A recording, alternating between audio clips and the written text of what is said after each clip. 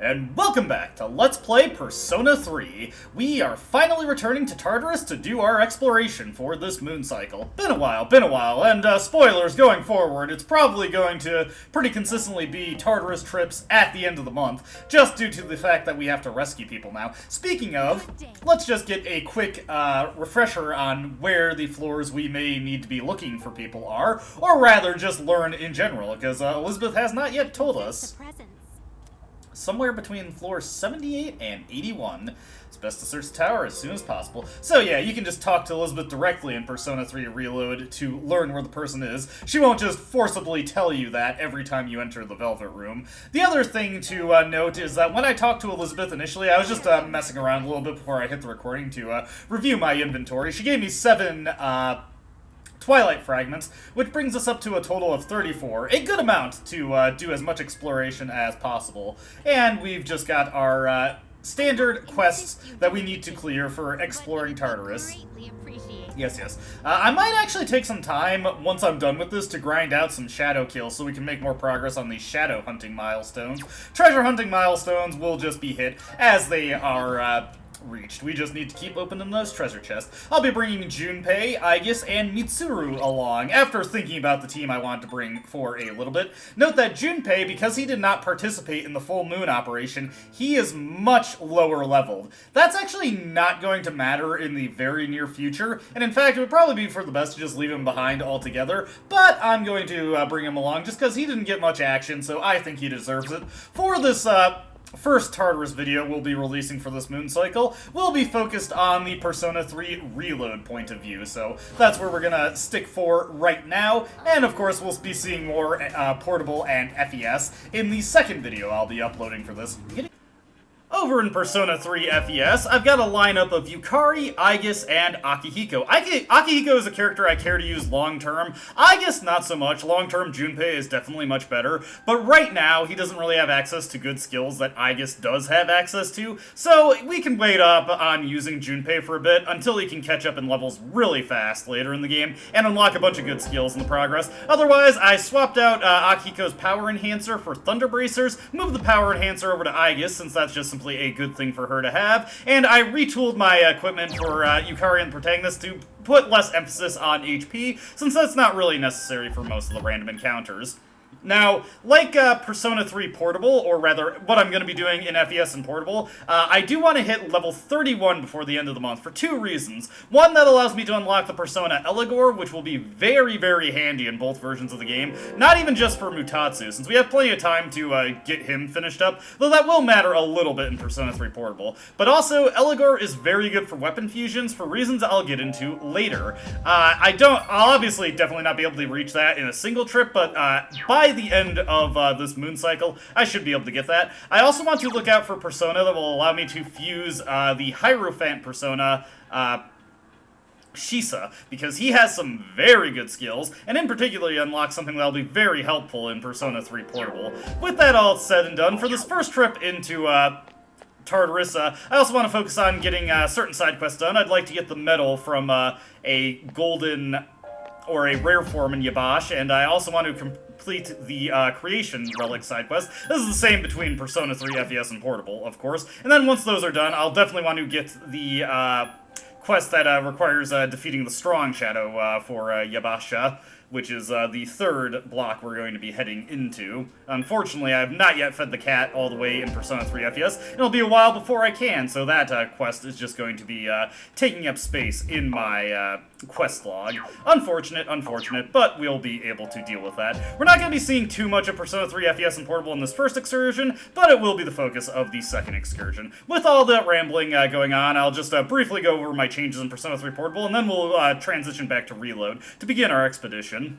And while we're on the topics of things related to Aigis, I would just like to draw attention to the fact that we have my official lineup for the remainder of the game in Persona 3 Portable. That's right, it's all ladies all the time in the FEMC storyline. There is going to be one moment later in the game where I cannot fully commit to this team because one of the key characters of it will be MIA for an extended period of time, so we will see a shakeup in Persona 3 Portable later on, but for the foreseeable remainder of the game, this is the team we're going to be seeing for everything, for better and for worse, and we are going to be seeing a for worse moment tonight. A faint reading of a person. It could be one of the people who got lost in here. It's too far for me to pinpoint their location. They seem to be on a much higher floor. Come on, let's get this show on the road. Indeed, Junpei, indeed. I'm very excited to show off Aigis' capabilities in Persona 3 Reload. The area ends here. Now there's a dead end. But you should be able to get past it. Could you check? And if it was much like the last few times that we were able to progress to new areas, indeed, the blockade that we came across just rapidly unfurls itself. I like that the teleporters are much closer to the actual blockades in Persona 3 Reload than the few floors that they fall behind pretty arbitrarily in FES. Looks like the shaking has subsided. Is everyone alright? The path towards the staircase has opened. You can advance further now. We don't know what's waiting ahead, so please be careful going forward. It must take an enormous amount of energy to move a structure that large. Although such physical laws might not apply here. You're right, Aigis. We don't really understand Tartarus all that well. Who knows what the behind-the-scenes mechanics are? Hey, lucky start. Also, we've entered a brand new block, Yabasha. Maybe I'll run into a rare enemy. Now, before we move forward too much, I do want to just quickly flit over to a battle in Persona 3 FES.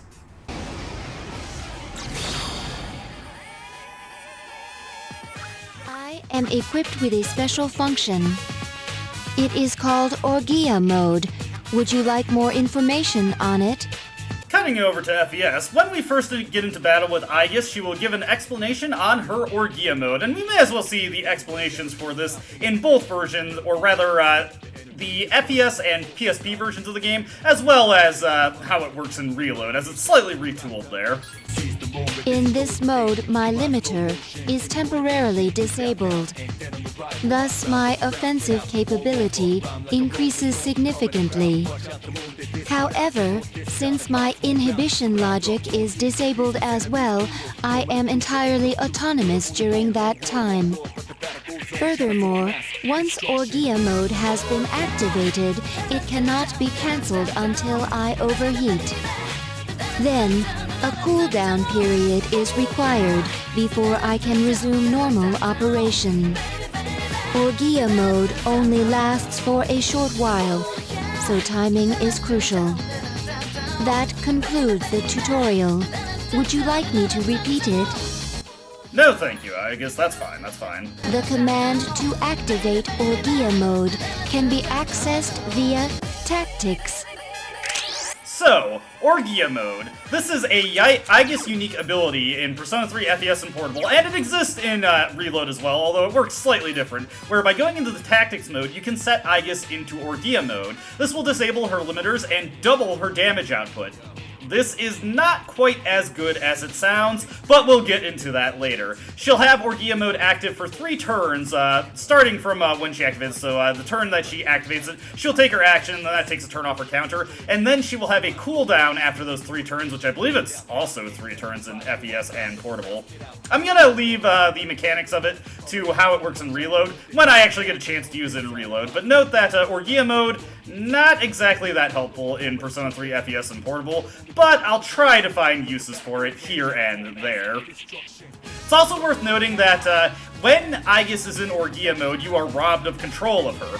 In FES and Vanilla, this just means you can't change her tactics anymore, and you're entirely reliant on the AI for her to use good offensive actions. In Portable, this means you can't control her, period, even if she's set to direct command, which is kind of an annoying limitation. I really don't like it. I don't know why they insist on keeping that, but whatever, that's how that goes. Also, we've got Mach Wheels here. These guys aren't too difficult. They are weak to Elec and Wind skills. While I'm in here, I do want to, focus on something. Oh, wait, I don't have it set up. I'll go over this in Persona 3 Portable when it comes up. Now I'm just going to take care of these guys. We briefly had a tutorial on Orgia mode for Aigis pop up in Reload at the end of the last video, but I decided to forego that because I want to more personally go over Orgia mode on my own when we get access to it in Persona 3 Reload. Just note that it works a little bit different, though the key aspects of it are still identical to Persona 3 FES and Portable, and are much more useful in Reload. Anyways, we've got some Indolent Mayas here, and these guys are not weak to that. Let's go for a Mabufu here. We just have to run through our stuff and see what we can eventually hit them with. And actually, looking at it, fortunately this time I remembered to bring up my bestiary. So, let's hit that guy with an assault dive right there, and we're going to pass to Aigis. Aigis is a physical attacker, and the big thing about her right now is she has access to multi-targeting, multi-hit moves. Very helpful. She also has a bit of a focus on buffing the party in her skill set, as well as possessing Dekunda in order to remove debuffs from our party. This is a new move that she's gotten access to in Persona 3 Reload. Anyway, since we know that these indolent Mayas... The last of the anti-shadow suppression weapons. Preparing to eliminate all hostile targets. Radiant! As I was saying, just wanted Aigis to get her little speech out of the way there. Since we know these indolent Mayas are weak to Aigis' strike skills, good idea to have her use this. Now we're going to pass it over to Junpei, and he's just going to swing for the fences and hopefully get a critical hit. Not a big deal if he doesn't, though. He still deals pretty good damage. Or he could just miss altogether. But hey, same again, Junpei. Alright, no such luck there. But now that a full round of turns has gone by, we can scan the Indolent Maya and find, or not the Indolent Maya, the Supreme Hand, and find out that we just have to wing physical attacks at it and hopefully take it out. I'm gonna go with Arrow Rain here since it has more potential hits. One thing that's very important to know about multi-hitting moves, especially now that we have access to Aigis, is that, what is it? Sukukaja, accuracy and evasion buff. That actually also has the added benefit of increasing the chance that your multi-hitting moves will hit for more hits. So generally, Aigis has about an equal chance of hitting 1 hit as she does 2 hits or 3 hits or 4 hits with Arrow Rain. If she had Sukukaja, that chance leans much more heavily on her hitting the maximum number of times. Unfortunately, we could not defeat the Supreme Hand. That's just something you're going to have to deal with sometimes with these hands if you don't have the moves to defeat them. If we had Theurgy at our disposal there, we could easily take them down, and geez, I do not have any healing in this team. That is okay, though. We've got plenty of healing items to go around. We will definitely need to be using them on our physical fighters. I'll eventually be able to grab some healing moves. Maybe the first opportunity I get to go back, I'll fuse up a few healer personae for my protagonist to use. We got another enemy here. Do I have this one up on my bestiary? I'm not going to waste too much time looking that stuff up, so I'll just go ahead and start winging attacks here and see what we get. And luckily, Aigis does strike the weakness right there. So, let's just go ahead and swing for the fences with our all-out attack here. These guys, not too threatening now that we know that they're weak to that. Unfortunately, we have no source of non-HP draining bash damage, so that's something we're going to have to deal with. I'm tempted to take the wands, but I should probably focus on getting money for right now. The wand would boost our experience quite a bit. It's getting pretty close to tripling the experience that we get, or at least that's how much it would do in Persona 3 Portable. There's a treasure chest. What should we do? Well, obviously we need to open the treasure chest, Mitsuru.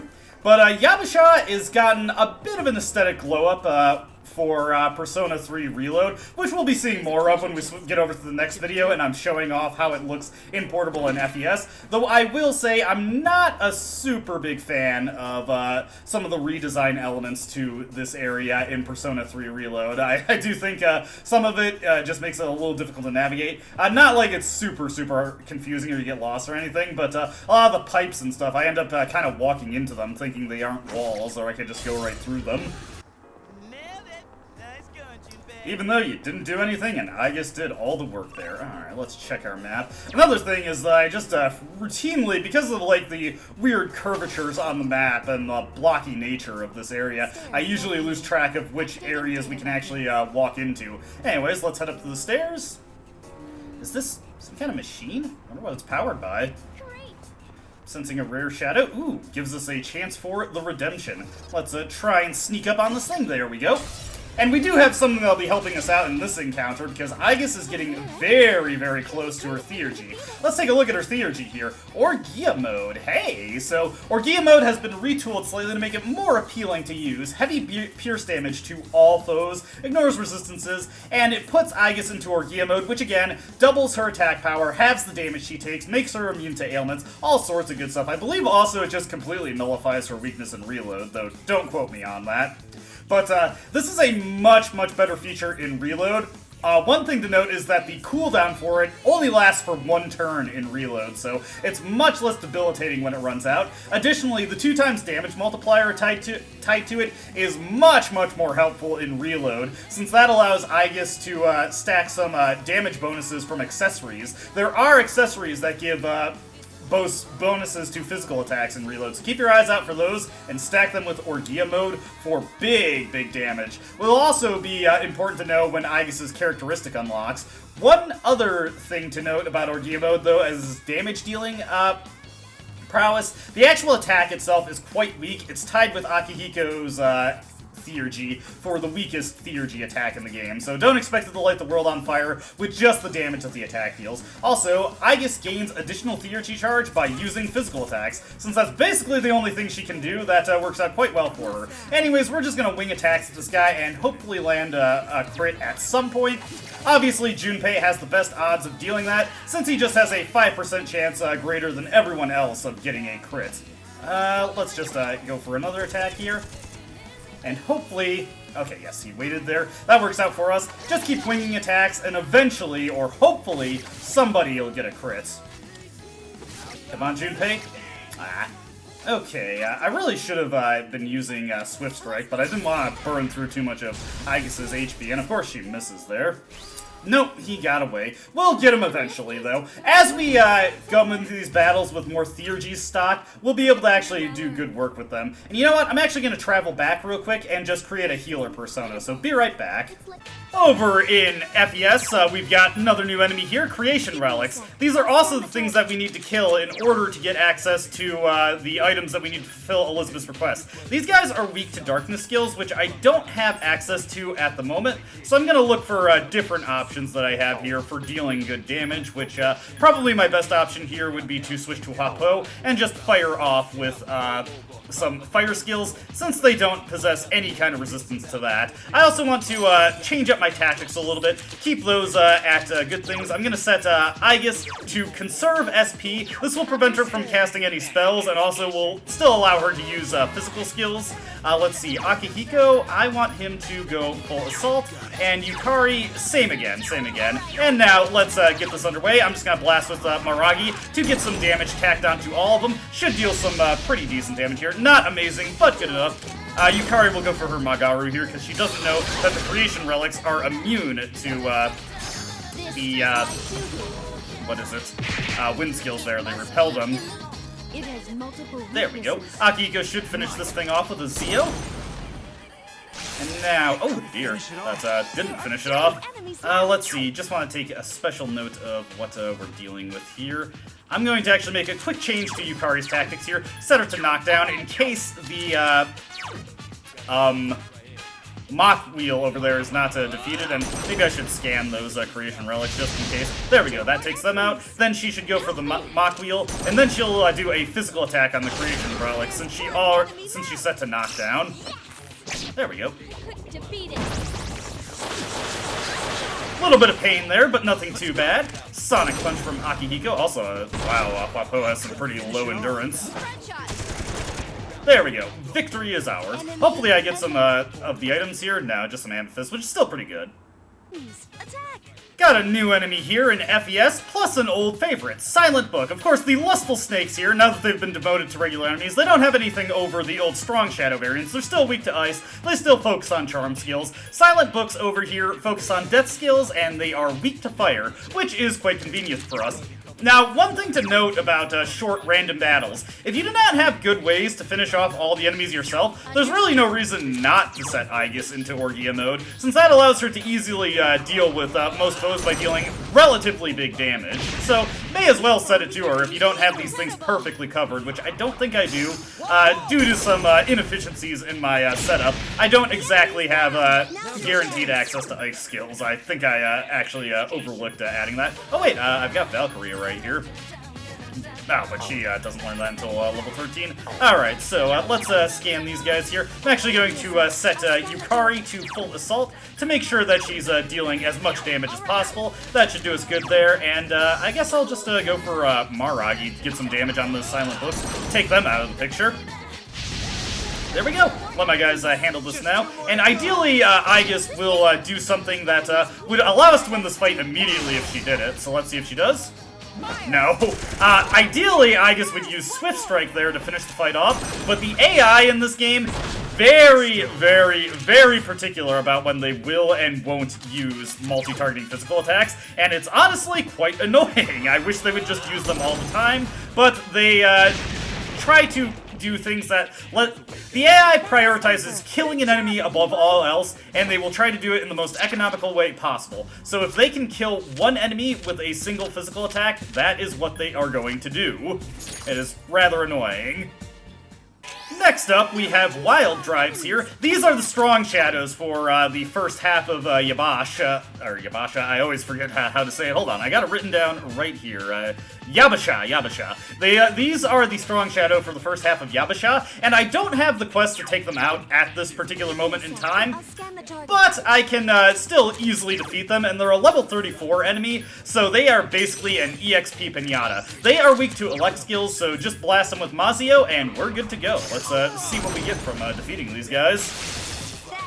They are pretty resilient, though, so be mindful of that. Hopefully Akihiko takes notes there and knows that he can defeat them with elect skills, though they should be scanned before his turn comes around.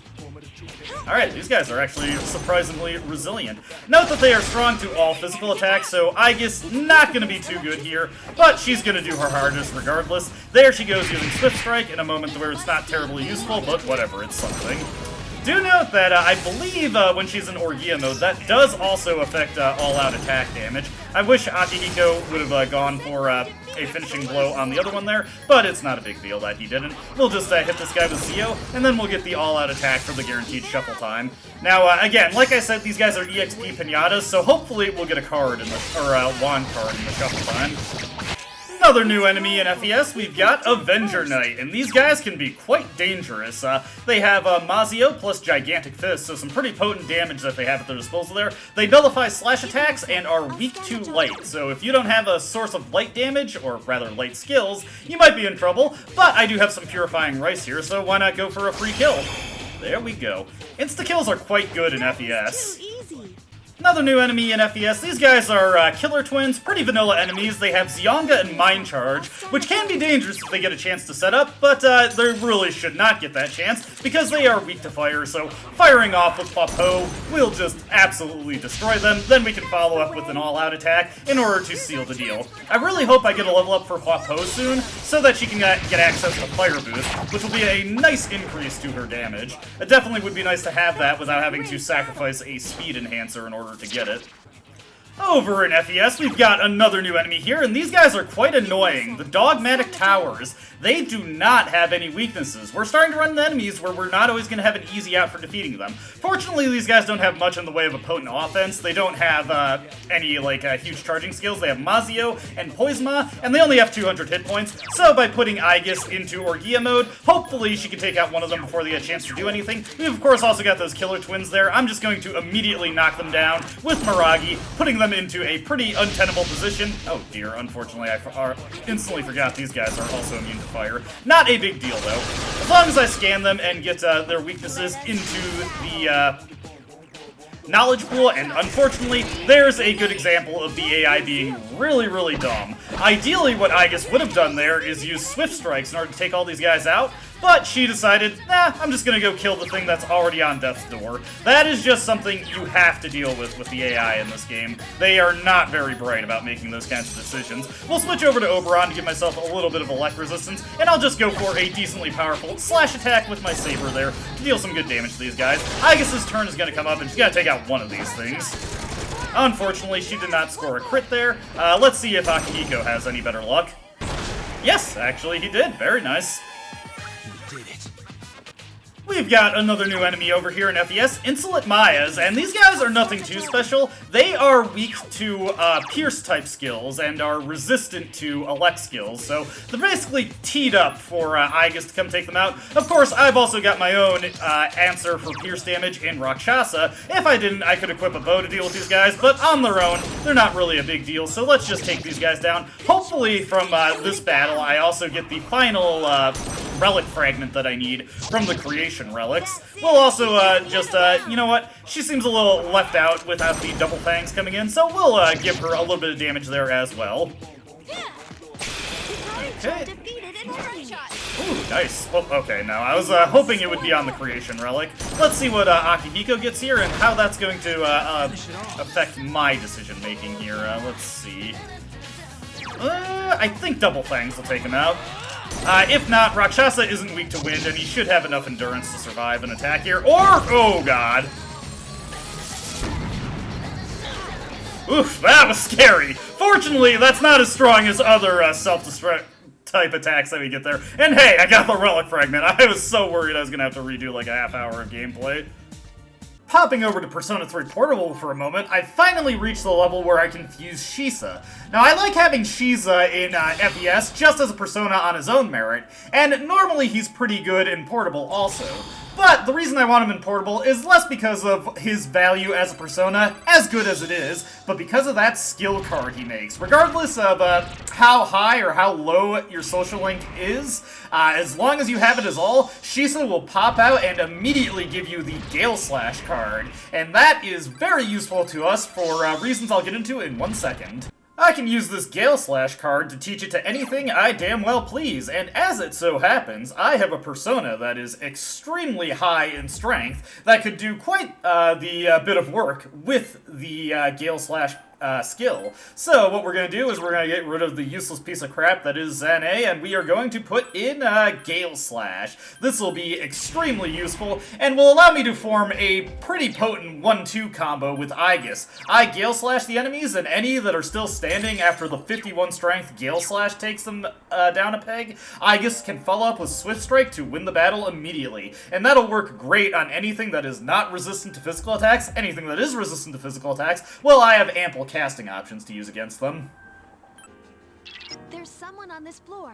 Find them, please. Over in Persona 3 Portable, we've got our first person to rescue for the evening, finding them much sooner than we do in Persona 3 Reload, so let's hunt around a little bit, see if I can't find them. Hey, a strong shadow.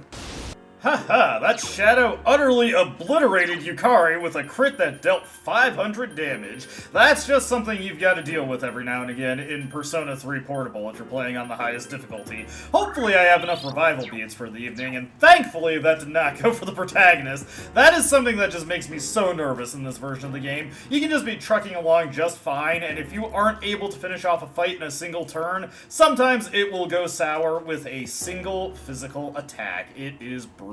Also, boy, these shadows are positioned horribly. They are just blocking my way like crazy. One annoying thing about Persona 3 Portable is that your allies do have a bad tendency to get hung up on the shadows when you're trying to run from them. Oh my god, and there's the person we need to rescue. Why are they positioned in the worst possible way every single time? That's okay though, we got them out of the way, now we can take them out. I'll admit, the going has been a little rough. This team is quite weak so far, but we found our first victim, a transfixed woman, so we will just immediately teleport back to the lobby because we do not get another option in Persona 3 Portable. But that does give me an opportunity to save my game, and you want to save frequently in Portable. Random crits will be the death of you. It'll happen sooner rather than later, trust me. Meanwhile, in Persona 3 Portable, I have completed some requests. We have brought the 5 relic fragments, so let's see what Theodore has to say about this. You know, it's a shame, really, that humans only believe what they can see. The statues those fragments are from were made from people's feelings. Have you ever thought about why your persona looks as it does? Probably, this is pretty similar to what Elizabeth says, actually, but we do get a land badge, which is a pretty useless accessory. However, for the greasy gears, you obtain these from a particularly strong monster. Please take a moment to blah blah blah. This is similar to what Elizabeth says.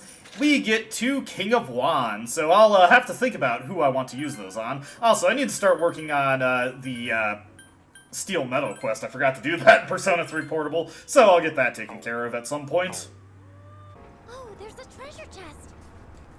As it turns out, I couldn't actually create any healers with the personae that I did have on hand, so I had to fuse off some junk to get a Legion, which, you know, he is pretty decent, and he's got good coverage on him, so that'll be something to keep in mind. Plus, Sexy Dance might come in handy every now and again, so definitely worth keeping in mind that Rebellion skill might also come in handy for defeating those rare forms. But also, I pulled out a High Pixie from the Compendium after doing my fusion, since Medea is a nice, effective way to just recover HP to multiple characters at once. Something to note about Dia line skills in this game is that they actually do have their effectiveness scale with the amount of... Let me just check something here. Okay, that actually is some helpful information. One thing to note is that Fuka can immediately identify the skills of enemies, which can give you a good idea of what they might be using. These guys use dark type skills, so that gives me a good hint that they may very well be weak to light. Something worth keeping in mind. What was I gonna say there? Right, I was going to continue on the saying with healing skills in Persona 3 Reload. They do actually scale. Ooh, nice. Another new Persona, and I'll definitely release something to grab her. So we got Lane and Sid. Funnily enough, she's another healer, so let's just get rid of Apsaras because I already have another Priestess. But healing skills do actually scale with your magic stat. Not quite as high as they do in a game like Shin Megami Tensei Nocturne, but still pretty significant. Not a shadow, not even a tiny insect. Alright, let's see what this guy is. And this is, since I'm already going, we may as well go for the hit here. Just have Aigis send these guys to the floor. Ooh, unfortunate.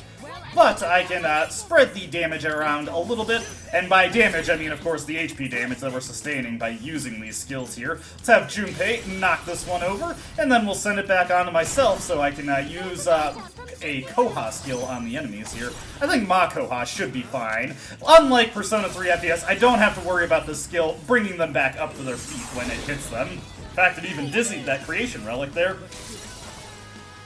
We don't have any major Arcana cards right now, so I do definitely want to look out for those when they appear. That's one unfortunate thing about not defeating the rare forms at this point. Hama Boost, interesting skill, but I don't think it's worth it. Let's get some money. I do need a little bit to offset the purchase I made with High Pixie. I also want to do a lot of fusions while we're here, since there is a fringe perk of doing so. Excellent leadership. Keep up the good work. Thank you, Mitsuru. I try my hardest. I try my hardest. Alright, heading over this way. Yo, check out that fancy chat. I know, Junpei. Let's pop it open. We got so many Twilight Fragments. Why don't we just, you know, seize the day, take one of these, and get an Earth Badge? Hey, what the? Huh. What? What's this? I think something new has appeared on this floor.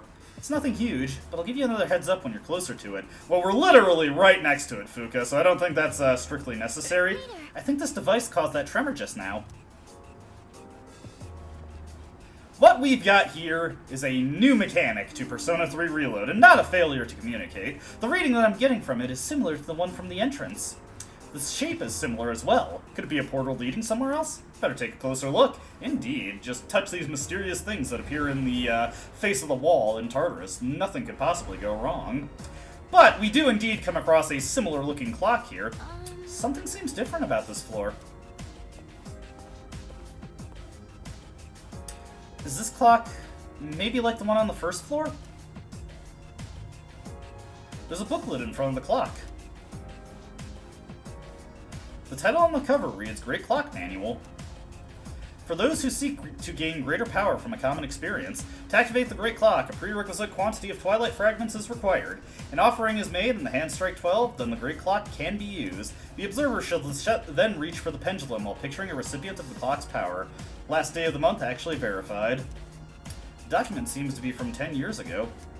The clock's hand are already pointing at 12.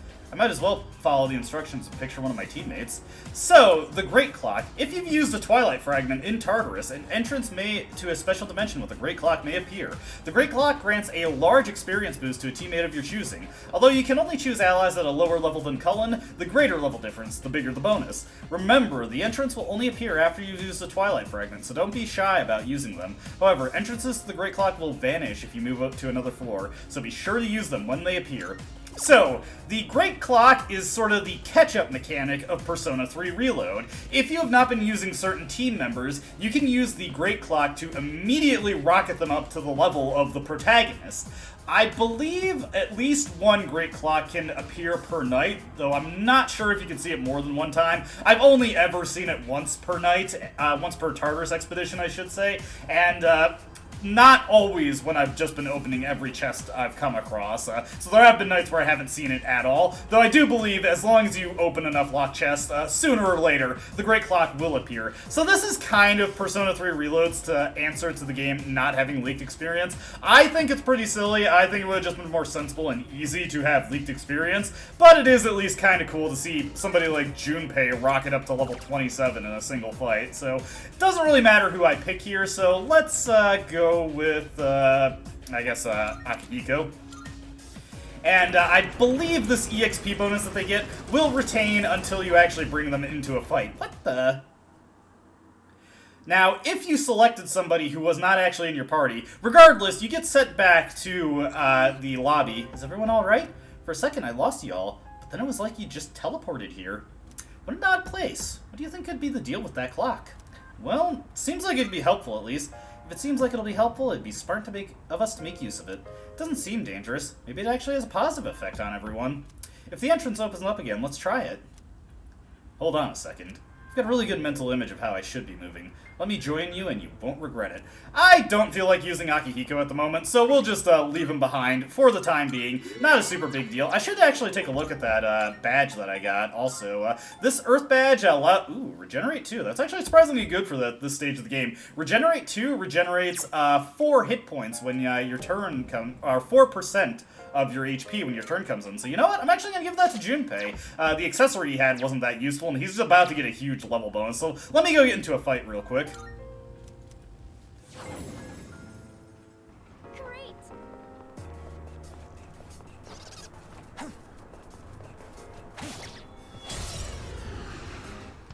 Alright, I'm done screwing around with the Supreme Hand. First order of business, we're going to Swift Strike just to get the one more on Aigis and knock down these indolent Mayas right here. And now we're going to activate Orgia mode. Check this out. Full automation mode. Maximum output. Oh, jeez. Aigis was not pleased with how difficult that rare form was being for us. Let's see here. Let's just take the money here. My Persona stock is already full, and I don't really care about Takane Nakata. But look at the huge experience we got, and Junpei gets rocketed up to level 27. Very nice. Gets Miragi for his efforts, a move that he does not learn in Persona 3 FES or Portable, and picks up Torrent Shot, giving him a means of dealing pierce damage. Let's see, Bash is pretty useless at this point, so we're just gonna forget that, and slot in Torrent Shot. Note that in Persona 3 FES and Portable, when characters learn skills that go over the limit of 8 that they can learn, the skills that they learn will automatically replace what the game deems as a weaker skill. You have no choice over what skills your teammates will eventually finish the game with, so that's something to keep in mind. In Persona 3 Reload, we are actually given the element of choice in regard to that, and look at that! There's another one over there. Let's go take him out. Rare shadow. Don't let it. I am having a miserable time defeating these things without Theurgy ready. That's an unfortunate thing that we're just gonna have to deal with every now and again. Don't be afraid to use up your items in store if you're trying to conserve SP early on. We get so many life zones from shattering fixtures in Tartarus, there really isn't any reason to hoard them. Speaking of one, may as well break it while we're on the way to the stairs anyway, and no such luck there. But that's okay, that's okay. Continuing onward, hey, we got a strong shadow over there. Let's go beat that guy down a little bit. We'll just close in for the kill, and... Might prove to be a difficult. Oh, no! Ooh. Nope, he's got the advantage. This could be unfortunate. Let's see what happens. We've got quite the toughie here. Luckily, I had a good setup there, so let's see here. Aigis, or rather, Fuka has her Theurgy ready. And we can't take the full analysis yet, but this guy might be weak to fire. It's worth trying, or possibly elect. What I'm going to do here is I'm actually going to boost up the protagonist and get the extra attack power onto him. Let's have Mitsuru eerie sound this guy, just to see if we can't get some ailments onto him. Not a bad idea to try for that, at least. And let's go for Zyanga, and I was correct. Go me. Alright, I think Honestly, it would just be smarter to keep blasting away with Zyonga. Let me just check my skills here. Yeah, he's got Elect Boost. Wanted to make sure that I had that to make sure I'm getting the most damage possible.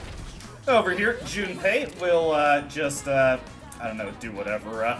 Probably best to hit the protagonist with Rakukaja there. Just buff up the protagonist as much as possible. Let's scan this guy, get a good idea of what he's resistant to. He is not resistant to Pierce skills, so that means Arrow Rain is our best choice for dealing damage for him. I'll definitely want to have Junpei use Hack and Blast when his turn comes up. I almost called it Hades Blast again. Fortunately, Shisa completely no-sells what this guy is capable of, so we don't have to worry too much about what he can do there. Do I have any... I was gonna see if I had any Zeo Rocks, which I don't, but that is okay. Let's do Marin Karen, see if we can't incapacitate this guy.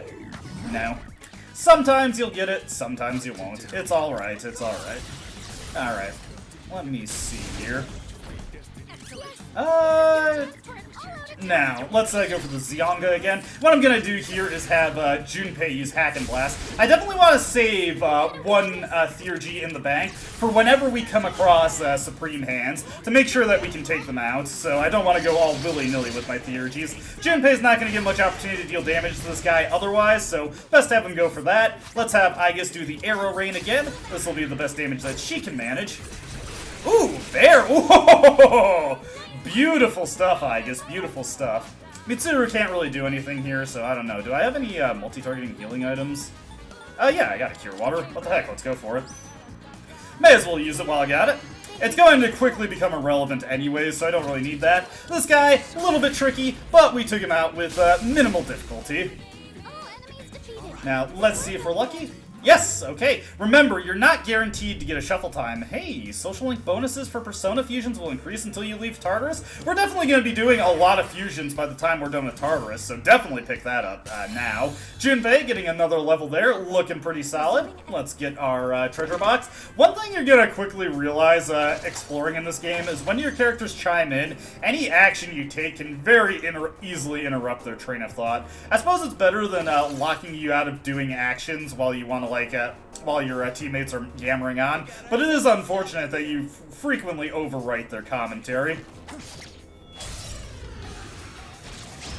And we got another new enemy here, a Lustful Snake. Fortunately, we fought enough of these guys in Persona 3 FES and Portable to know just what to do with them, but may as well have Aigis chipping some damage there. Every physical skill she uses gives her a little bit more on her Theurgy gauge, so that's all good there, and actually it would be smarter to do Bufu twice. Remember that in Persona 3 Reload, the cost of your magic skills have definitely gone up for the multi-target relative to how they were in FES and Portable, where they literally just cost double the single-targeting version. So against two enemies that are weak to the spell, it is less efficient to use those on them. Alright, shuffle time. Let's see what we get. You know what? Why don't we level up Lena Sid? We might get something interesting from her. On the whole, I don't really care too much to take the wand cards in Persona 3 Reload quite as much as I do in Persona 3 FES and Portable, since the relative effect doesn't feel as significant to me in this game. Hey, there we go. Luckily, for all the Supreme Hands that I've been missing, the game is being pretty generous with reimbursing me for the lost ones. Remember that you can see exactly where it is on the map from the word go, so that's very helpful there. I also especially appreciate that it has its own unique icon. That guy doesn't have his back turned, and this is a more valuable thing to kill anyway, so we're just going to ignore that guy real quick and make our way over to the Supreme Hand. About to close out this fight with my Theurgy, but one thing I'd like to note about Orgia mode that's a bit of a drawback that it has is that you cannot shift to Aigis while she is in Orgia mode, because that would be far too useful. Legitimately. But anyways, we're gonna pop off Jack Brothers. Another thing to note is that while Orgia mode does make Aigis immune to ailments, like other Theurgies, she cannot use it while she has while she's under the effect of a status ailment. That is actually a pretty distinct nerf it got from FES and Portable, because when she uses it in FES and Portable, if she has an ailment, that clears it. Ooh, very nice. That's a huge get for right now. Let's get a nice big boost to the experience we're going to be getting the rest of the time in Tartarus here. Just what we hoped. Good stuff, good stuff. We'll also want to grab this chest. I also noticed that Layden Sid, sorry if I'm butchering that name. I think I used to know the pronunciation for that one, but I've definitely forgotten it. But she has diorama, so that helps with keeping Aigis up to snuff. Oh no, somebody's having a pretty bad day out there, I can imagine. Oh, There's a strong enemy coming up on a nearby floor. Let's be sure to pace ourselves. Indeed, Fuka, indeed. treasure chest. And let's grab this rare chest here. One interesting thing about chests in Persona 3 Reload, if you grab one, any shadows nearby just disappear for some reason. Not really sure what the deal is with that, but whatever, that's something we don't have to worry about. I do definitely want to keep up with battles here, since we want to get more and more resources to work with. I'll wait for this guy to make himself vulnerable to us, and that should be good. Oh hey, this is actually another new enemy. I kind of zoned out there for a second. Let's see, Koga and Makoga might be weak to Aigis skills. Let's also go for a Swift Strike here. See what that does for us. When I get the opportunity, I definitely want to get Aigis some form of auto Sukukaja. That would definitely help a lot with all the multi-targeting skills that she has. Alright, that's something good to keep in mind there. Let's see here. It's a bit risky, but let's pull out Legion here, hit it with Aha, and indeed it was weak to darkness skills. Gotta be a little careful about how we approach this. Do I want to go for the all-out attack? Let's risk it, let's risk it. Life is not fun without the risk. If this doesn't kill it, what I'll do is I'll have Junpei use Rakukaja on, or never mind, we can just have Junpei go for it. What the heck? Let's use Torrent Shot for the first time in this Tartarus expedition. And, hey, that's the neutral hitting skills. Should have gone with Arrow Rain as Aigis. I am going to go for Arrow Rain, even though she could probably finish it off with a normal attack, because this generates more Theurgy gauge for her. And the more use of her Theurgy she has, the better for us, really. No shuffle time there, but that's fine, that's fine. Resuming exploration. We're doing pretty good on major Arcana cards, so we should be okay there. Get Amethyst X3, very nice, very nice. Yep, indeed, Junpei, indeed. Let me hit the party with a Medea. The fact that Shisa has Invigorate 1 will stymie a bit of the SP usage there, which will help us out quite a bit. Shadow-sided. Okay, let's hit this one. That was a spectacular finish. We're finally at the stage of the game where I can bring attention to something annoying about the mechanics changes from Reload, FES and Portable to Reload. Now that agility determines the turn order of your party, you actually kind of get an amusing problem. The protagonist pretty much always goes last. There are a variety of reasons for this, and let me go over some of them in this battle that we're about to get into. So, one thing that the protagonist has to contend with when it comes to getting the first turn is that he needs to have a fast persona, because basically anything that you confuse in Persona 3 Reload is likely going to be on the same level as your party member, and a lot of your party members are much more spec towards agility than the protagonist is. Additionally, if you just happen to make a really, really good persona, it is likely that you can use it for a very, very long time, and it's going to be getting slower and slower than your party members, because the amount of experience that the protagonist personae take to level up is much greater than your party members take to level up. So they will just be gaining more and more and more agility, and your personae will become slower and slower and slower in comparison.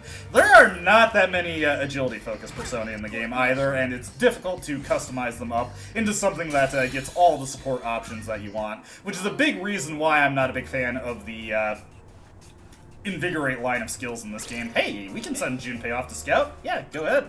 We don't have anything else we need to do on this floor. Hint, hint. So, we'll let him do that. Let's just see if there's anything he missed. There was not, so we can go to the next floor. Yo, found ya. Made sure to clear you a path. Oh, here, I picked it off the ground earlier and thought of you. Oh, thanks. It seems like you all met up safely. Thank you for scouting ahead. We actually, very shortly, will be encountering the mechanic that makes scouting not always something you should just do. So, get excited for that. Let's see here.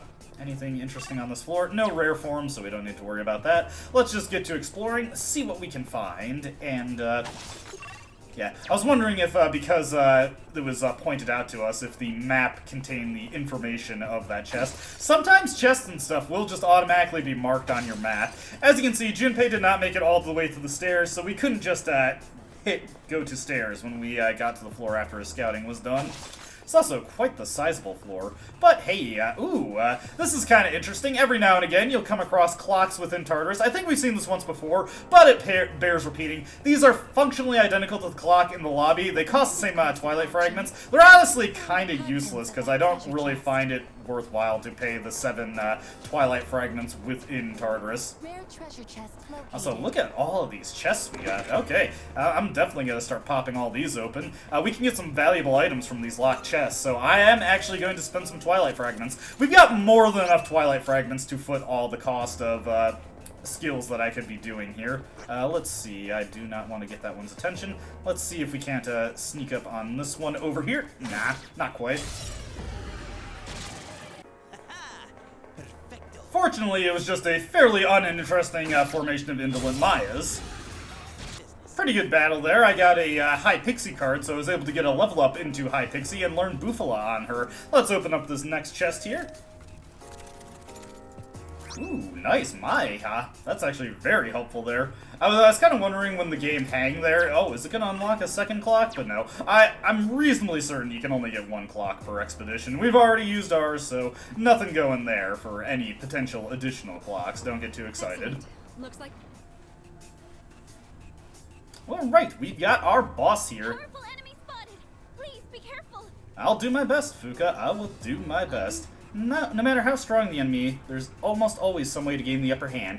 The key is maintaining your composure long enough to seize the opportunity when it presents itself. With that in mind, make sure you're rested and prepared before battle. Can't have you keeling over it after the first blow. Indeed.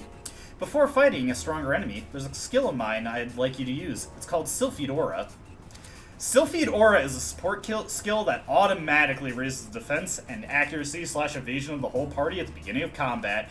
The effect duration lasts between floors, but will be cancelled after entering battle. It is best utilized before decisive battles and key encounters. And yes, Sylphid Aura is an amazing skill. Gives auto Masukukaja and Marakukaja to the entire party, giving you a huge leg up at the start of battles, and coincidentally making those multi-target, multi-hit skills of Aigis that much more prominent.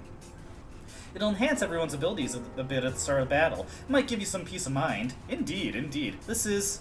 I sent someone on a higher floor. It's a floor we haven't been to yet, though. Hope we can get there soon. We'll get there soon enough. Alright, let me prepare a little bit, and I'll be right back. I've been waiting for you. Oh, actually, as soon as I returned, Elizabeth had something for me. Marvelous. In the wake of your recent expedition, I bear news which may be of interest to you. It seems at this moment your bonds will have a uniquely beneficial effect on the creation of new personas.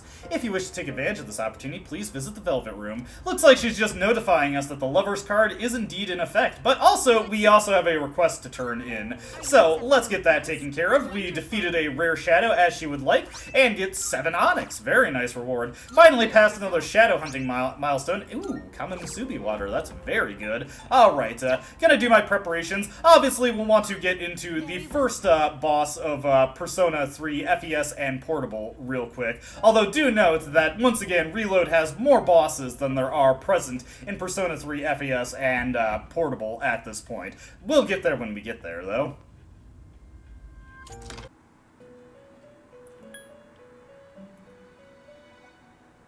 Getting into it with the first boss of, yeah... Oh man, I keep forgetting the name. Yabasha.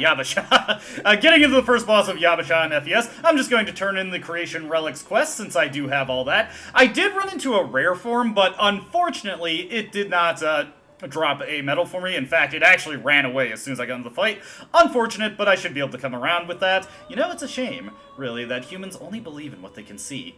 The statues those fragments are from were made from people's feelings. Have you ever thought about why your persona looks as it does? Please accept this as your reward. And we get the extremely useless reward of 5 medical powders. Anyway, I better get that Wild Drive request accepted before I forget. We'll get those greasy gear collection going. And while I'm thinking of it, I'm just going to make some Personae or do some fusion with the Personae I have available to see if I can make something good for the upcoming boss.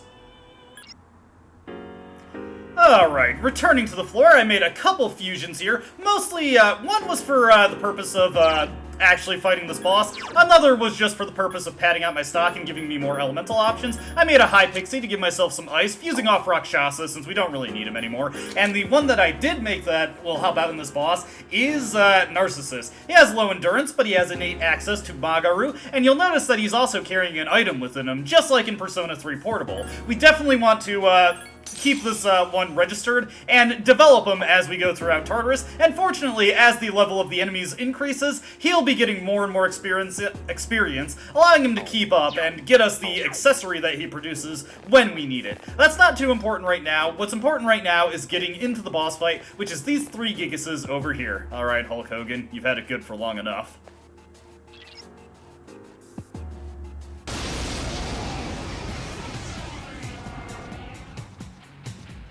Be ready, I sense it's a strong one. Alright, so this is an intimidating fight, the Furious Gigases. These guys are potent physical attackers, as you've probably guessed just by looking at them, and they can power charge up and pop off with some seriously damaging attacks. One thing that works out in our favor, though, is that they are all weak to wind skills, meaning that it's very easy for us to just knock them on their asses and deal good damage to them with all-out attacks. And this is actually about the picturesque turn order we could ask for. I'm going to put Yukari to knockdown because she's last in the turn order. Our scan should absolutely go off by the time she's ready to go. I'm going to put Aigis into Orgia mode, and Akihiko, I want him to do nothing. Just stand by, Akihiko. Don't do anything. And since we have our speed enhancer Sukukaja boost, we can just immediately knock all these guys down, and since they all act in a row, we prevent them from doing anything altogether. No all-out attack, we're relenting there. While I'm thinking of it, let's see, do I have anything that'll allow me to Tarukaja anybody in the party? That would just help out a little bit. As a matter of fact, yes, Oberon will allow me to do that. So let's put the Tarukaja on myself. Aigis has the power enhancer, so it's already in effect for her. I'm just going to Tarukaja myself to make sure that I'm dealing as much damage as possible. The enemies return to normal. With the all-out attack, of course, here comes the Furious Gigas getting back up on their feet. But this is the great thing about just being able to deny them turns in Persona 3 FES. As long as we are able to land those Margarus consistently, we don't have to worry about the damage these guys can do a lick. I am Oh, forced to wait. God, they must be immune to Aigis' skills. Whatever, the Orgia mode will allow her to deal more damage with the all-out attack, so that's fine by me. And let's just have Yukari knock all these guys down. We'll go for the all-out attack, and depending on their HP that's remaining after this all-out attack goes through, that is going to determine what I'm going to be doing following up here. If these guys get a chance to act, you definitely want to be mindful of how many attack mirrors you have. That can help out immensely with this fight.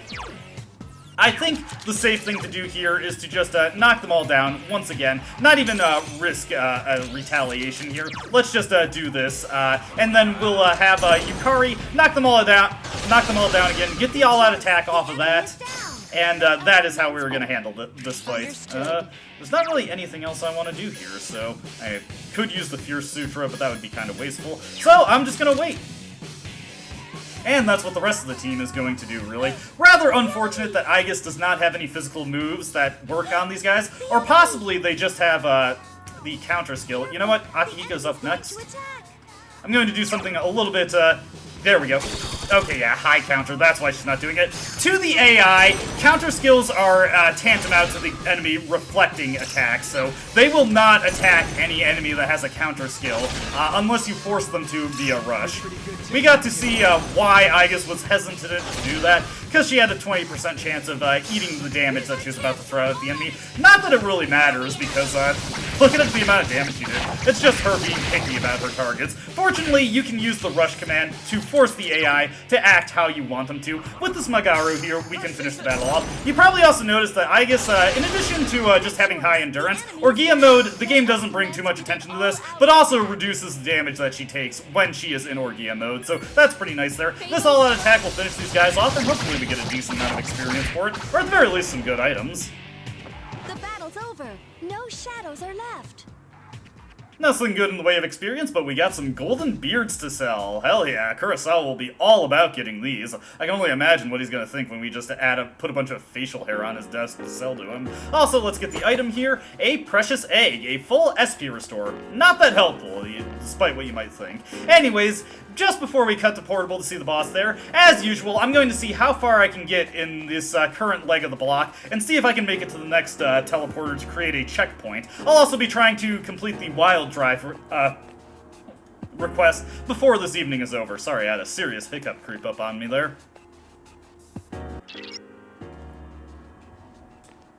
Moving on to Persona 3 Portable, I will admit my ability to deal with the bosses in Portable might be a little bit precarious.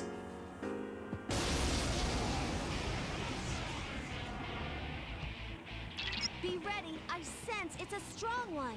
Indeed, indeed. So my strategy is more or less the same here in Persona 3 Portable, with some minor changes to accommodate for the new mechanics regarding how down work. Now, I don't have a speed enhancer in Persona 3 Portable, so I have to rely on Fornius as my only form of Auto Sukukaja. He's not going to really be doing much here, though. I'm going to immediately, let me see here. I want to switch over to Narcissus, and let's make sure that, what is the button for turn order? Right, next up is Mitsuru. Okay. That's something good to work with. Something I want to do right now is I want to hit something with a single target wind spell to knock it down. Not bad. Pretty good damage right there. Then we're going to knock down multiple with Magaru and Dizzy, the one on the left there. And we're not going to go for the all-out attack. And we're instead going to focus on bullying another one of these things and hopefully get it dizzy. And we just want to get it so that that only one of these is actually doing something until Yukari's turn comes around. So next up, okay, so that one over there is next. We're going to just whack it with Mitsuru. I've gotten some good weapons for everyone. Oh, I was going to set Aigis to Orgia mode. Let's have her Swift Strike. If we're lucky, she'll dizzy one of these guys. Nice. Luckily, these guys are incapable of countering when they're on their ass like this. Okay, use power charging, so that's something we need to be mindful of. What I'm going to do now is I am going to have Yukari... I want to down this guy specifically. I want to leave that guy who power charged on his feet. Okay, that guy is dizzy, so he can't get up anymore. That one's also dizzy, and what we're going to do now is we are going to Magaru these guys. Okay. And then I'm going to Magaru again, and actually I want to put Aigis into Orgia mode so that she's dealing the most damage possible, and then I will dizzy the guy who just power charged, so he can't immediately act with that power charge. There we go. Now, Mitsuru, let's definitely focus on taking out the guy who's power charged up. Luckily, dealing some pretty great damage there. Aigis is going to go into Orgia mode, and probably, yeah, I knew she was going to do the single target attack. The AI is so dumb with that. Let me see here. Next up, we'll just have Yukari. Doesn't really matter which one she attacks. We'll just hit this guy right here. There we go. And he's probably going to... Okay, Rebellion, that's fine. What's this guy gonna do? As long as he uses a single target attack, I really don't care who he hits. Okay, power charge, that's beautiful. I was really nervous about how this fight was gonna go, but thankfully this is about the picturesque ideal of how this fight could go. And I think I actually can just go for the kill here, so we're going to switch over to my Ares, and we are going to use a, unfortunately, not wind-type Gale Slash, but it'll deal great damage against these guys. So let's just nail these guys with some intense... Oh, you can counter while on the ground. Okay, I did not know that. I'm learning something new here. Well, regardless, that's not a big deal. Counter is just a 10% chance to reflect physical damage, so it's not the biggest threat in the world. That went a lot cleaner than I was expecting. I was really worried about how that fight was gonna go. Alright, now we're ready for our desperate struggle in Persona 3 Reload, and I want to draw attention to some things I fused. First off, I took my power and fused him into an Orthrus, carrying over his Pierce specialty and crit rate boost, but also, as you can see, Orthrus, with the high social link we had with Maiko, plus the Lover's bonus, he got all his skills when he was fused, and he learned Mahataru Kaja. This is ridiculous for this stage of the game. It is way before we're getting this skill in Persona 3 FES and Portable.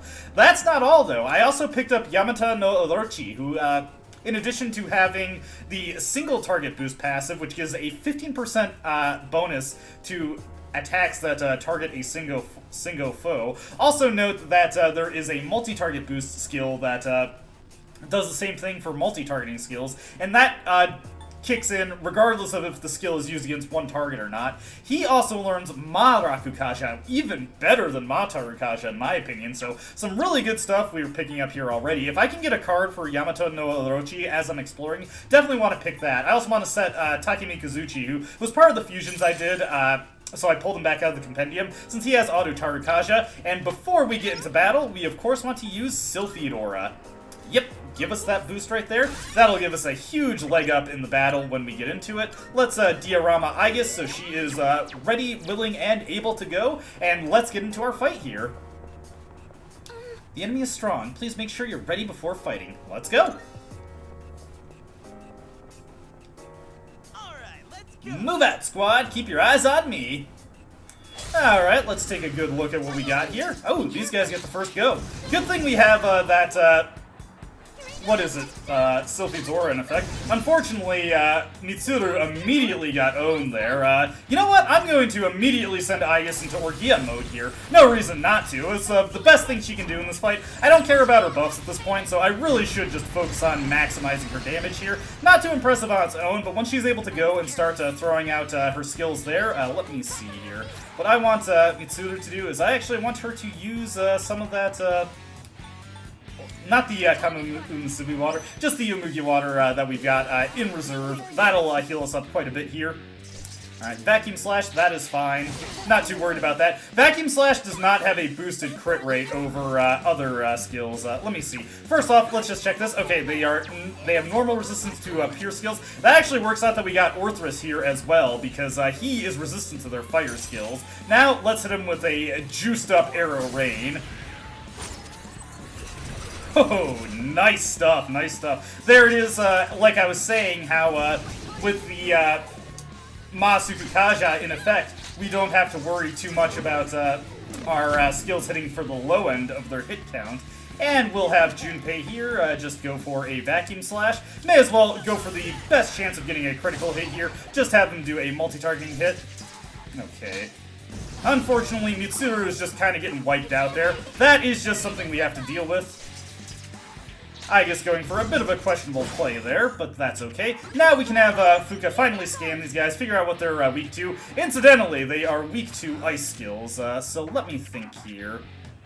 I think I'm better off doing Arrow Rains. What I'm going to do is I'm going to have Junpei try and get Mitsuru back into the fight. Okay, that's fine, that's fine. Okay, he's going with the Fatal End. As long as it doesn't stick the fear. Oh, God! Of course, of course. I knew that! I knew it! As soon as I said it, I knew it was gonna happen. Are you kidding me? Oh my god. That's fine, that's fine. That's not a big deal. It's just really, really goddamn annoying. Okay. Oh my god. And this hits the entire party. That's grand, that's grand. Oof, we're in dire straits here. Let me think. We need Oracle to come out. Hopefully Fuki can save us here. This is the kind of fringe situation where you need Oracle to come in and hopefully come in clutch.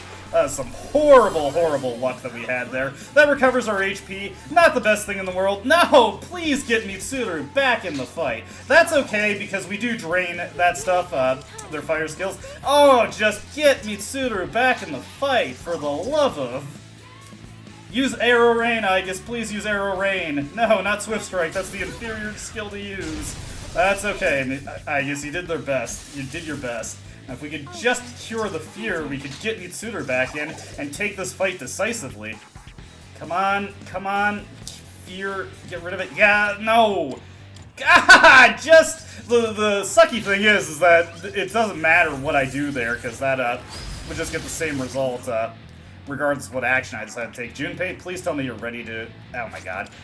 There we go! Finally! Oh my goodness.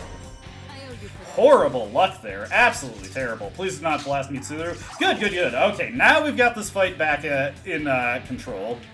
Alrighty, let's have Mitsuru start going to work on knocking these guys down. I swear to god if she misses. Okay, okay, there we go. That's good, that's good. Then we're going to Buffalo this one. Unfortunately, everybody is feared, so I have nobody to shift to. And then to spread out more damage, we're going to go for a Mabufu here. There we go. And then I'm actually going to have Mitsuru guard. That will cover her weakness. God, this fight went terrible. I'm impressed how badly it went. Fortunately, Orthrus is turning out to be quite effective here. Just go for it. We don't have the Sukukaja bonus in anymore, so I can't guarantee that it's going to do the maximum number of hits. Finally, Junpei is back in fighting form. He can assault dive, hopefully deal some good damage here. Yeah, and there's a critical. That's what I was hoping to see earlier. That fight went miserable. But hey, it keeps things interesting, right? At least they also give good experience as well. Ooh, nice. Agi Lao, we'll get rid of Agi. No reason to keep that anymore. Sometimes the skills to get rid of are obvious. Enemy defeated. Requesting our next directive. Yeah, let's keep going. You're doing good out there, Aigis.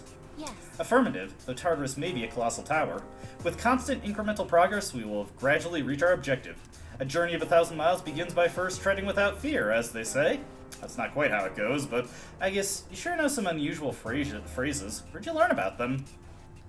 I have a daily academic regimen. Just the other day, Junpei-san taught me how to write haikus. Oh, my Tartarus. Dark, decrepit Tartarus. Why are you so tall? Hey, at least she's learning how to be a little bit more human. Anyways, let's Medea some of that damage off. Oof, goodness gracious, that was horrible, horrible, horrible luck. I will initiate contact with the enemy. Indeed. While I commend your bravery, I'm not one to have someone fight my own battles. Oh, Mitsuru, come on, you need to get by with a little help from your friends. Hey, a power incense. We're definitely funneling that into Aigis first chance we get, we're going to do that right now. Floaty sandals, we will not equip those right away. We'll see what effect those actually have. So we got the max safety shoes, definitely want to keep those on myself. The floaty sandals, physical evasion, that's pretty good. Let's give that, we'll give it to Junpei, just because he has the weakest sandals at this point. Alright, there's something I've been meaning to mention regarding the protagonist. You know what? I'm actually going to equip that Nameless Katana. That's much better than Onimari Kunitsuna. But also, the power of all-out attacks is actually specifically scaled to the main character's weapon strength. Not his physical attack strength either, just the weapon strength. So that's something I've been meaning to mention for a while. Just wanted to bring that up. Okay, and right, what I was going to do is I was going to use that power incense. That should go towards the bottom of our list. Where is it? There it is. And immediately feed that into Aigis, get even more damage onto her attack. She's also going to be learning a very, very good skill next. Cruel Attack. Amazing skill. I'm looking forward to learning that. Hopefully we run into a Supreme Hand really soon. Let's get a move on, party people. Indeed, Junpei, indeed. Got ourselves a shadow here. Let's take a look at our map here. Nothing too exciting going on. Let's just go for a frontal battle.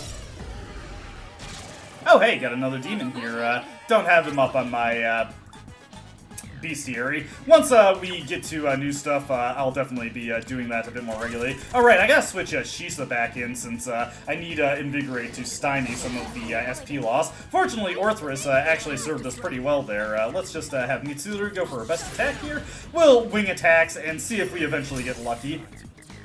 Probably this guy is weak to Zeo skills. Yep.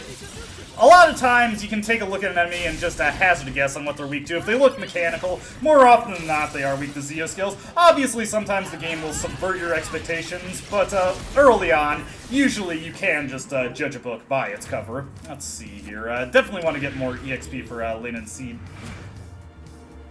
She can learn some pretty helpful skills for us. Nailed it. Nice going, Junpei. Indeed, indeed.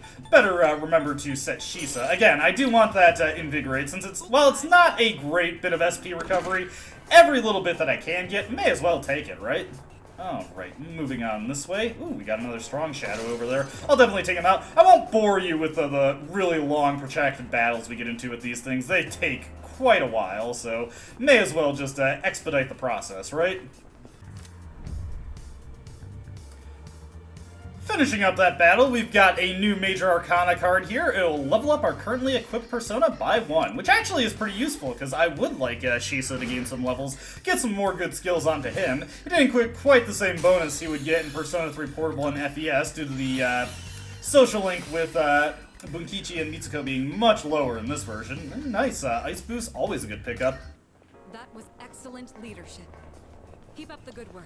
That fight did run a little roughshod on my team here. I should definitely do a little bit of healing just to make sure everybody is in good condition. And I'm actually going to break into my SP restoratives now because Invigorate does not cut it for mitigating the SP loss. Let's just dump all my soul drops into the protagonist, and let's look at what else we've got available here. Some interesting stuff here.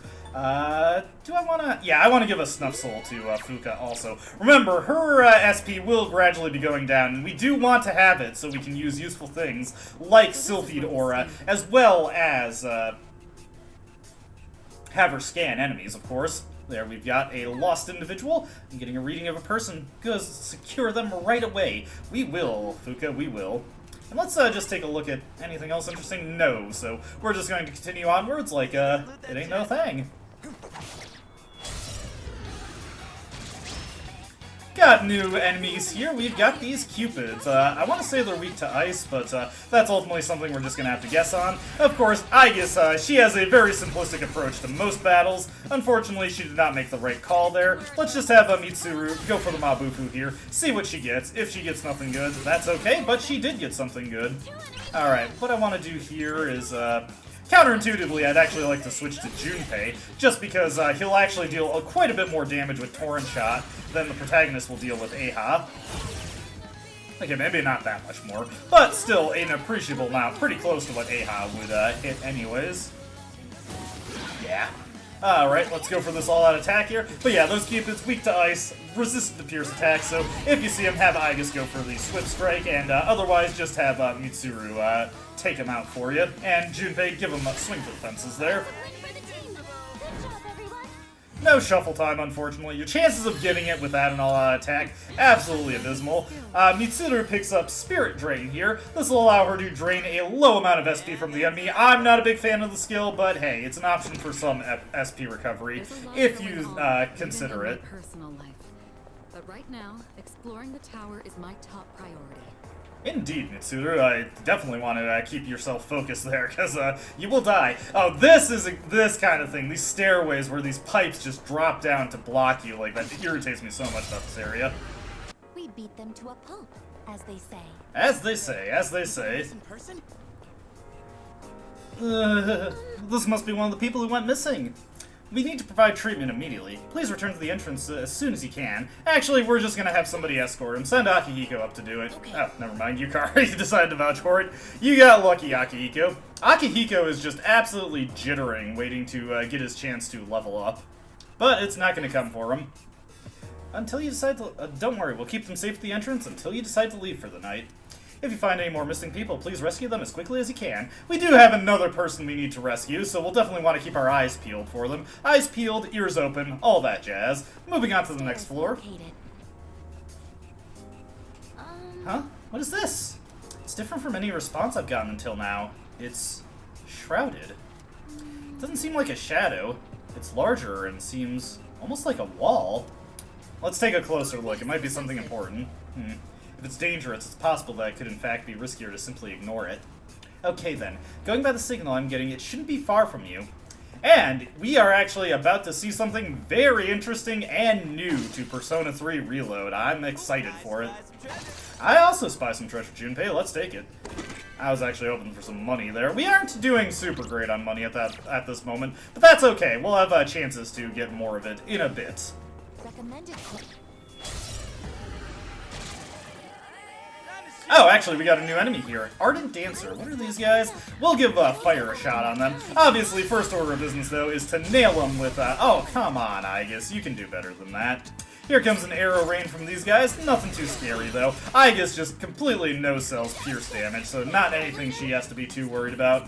Let's just have Mitsuru guard here. Actually, I forget, does her, oh, that's unfortunate. Poor Junpei.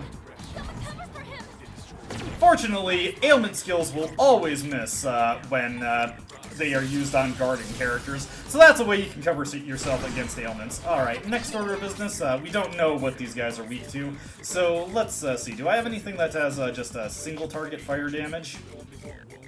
Yes, as a matter of fact, ho! We'll pull her out and just blast away, see if we get lucky. Yes, we did! Heck yeah. Do I want to go for that? Yeah, we'll see what happens. The Ardent Dancer has already gone, so worst case scenario, it's just going to go back around to Aigis' turn, and she should be able to finish it off, but that is unnecessary, because we got it. Do I want to level up Takemikazuchi? Do I want to level up money? I wish I could check Takemikazuchi's current status. I think I'm going to take the money, though. Granted, the money, you just note the difference between money cards in Persona 3 Reload and Persona 3 FES and Portable. They are much worse in this version of the game, which is pretty frustrating to say the least. Better heal up our party, by the way. There we go. Good stuff, good stuff. Alright, now, we still need to keep our eyes peeled for that thing that Fuka detected. Where could it be? Where could it be? Presumably it'll stand out when we come across it. Hey, I think I see. There it is! Is this a door? Could you please get a little closer to it for me? The mysterious readings seem to be coming from this door. Could this be the door Elizabeth was talking about? I should check it out. I sense shadows beyond the door as well. If you plan on entering, please proceed with caution. Alright, thank you very much, Fuka. Okay, please go ahead and open the door. I kind of wanted to, actually, I'm not sure if that Twilight Fragment... No! Yeah! I'm not sure if that Twilight Fragment will stick around if we go in. Oh well, enter the door. Fine. I hate it when games do that to me. It's like they're teasing me, man. This place feels different in here compared to outside. The atmosphere is unstable and the walls look like they're rippling. My powers aren't working very well here. I can at least tell that it's not a very large area, but please be careful. It looks like we got something in the distance there, so we better be prepared. Let's juice up with a Sylphid Aura here. Yep, absolutely, Fuka, please. Okay, just keep in mind that these boons will only take effect in the next battle. Speaking of next battle boons, we'll also want to equip Takemikazuchi so I can get my Auto Tarukaja up. And that looks like a serious shadow over there. I detect a shadow ahead. It seems to be a very powerful one. Looks like we have no choice but to fight it if we want to keep going. Alright, I'm ready as I'll ever be. Alright, make sure you watch me in action. Oh, with rapt attention, Junpei. Let's have Aigis immediately go for the arrow rain here. See if we get some good damage on it. Decent enough, decent enough. Let's see, Poison Mist. Ooh, that could be rough to deal with. And everybody is poisoned. Unfortunate. Let me see here. See, and we just have a bunch of single target cures. I believe it's just a bunch of single target cures, yeah, so we want to get it off of the protagonist here. I think our big goal should be to just get poison off of the characters who stand to get their theurgy in battle. Let me think here. What do I want to hit this thing with? Let's go for Orthrus. And let's hit it with the Torrent Shot. This should deal some pretty good damage. Pretty decent chance to deal 4 hits of damage as well. Only 3 hits, but that's still pretty good. Let's see, we'll have Junpei use the Doctrine Jelly on Aigis there. And now we just have the poison to deal with on our 2 characters. Okay, and now we should be able to scan it. Is it weak to anything? It is indeed weak to fire. Wish I had a fire skill, but that's just something that we're going to have to deal with. Okay, was just double checking to make sure Arrow Rain was indeed the most effective thing we could do there. Fortunately, fire damage does put this thing at a pretty pronounced disadvantage against us. Here comes Maega. Let's see what that hits us with. Nothing too bad, nothing too bad. Alright. I'm just thinking, do I want to cure any more of the poison? I think I'll just suffer it. Let's hit it with Raccoonda to get some really good damage onto it. There we go. And I am just going to Torrent Shot it. Not bad, not bad. Let's have Junpei knock it down. Now, unfortunately, because he has the ailment on him, he's not going to be able to shift. But that's okay, that's okay. Let's actually, if I was thinking more clearly, I would have used the Poison Cure on him, but that's okay. Ooh.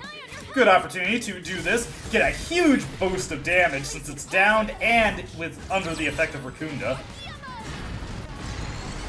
There we go! Oh, beautiful, beautiful. That's about the best we could hope for. Cannot get up, so we are ready to just run Rough Shot on this thing. Mitsuru's just going to do a normal attack there, and I'm going to Torrent Shot this thing's ass into oblivion. Just watch this damage.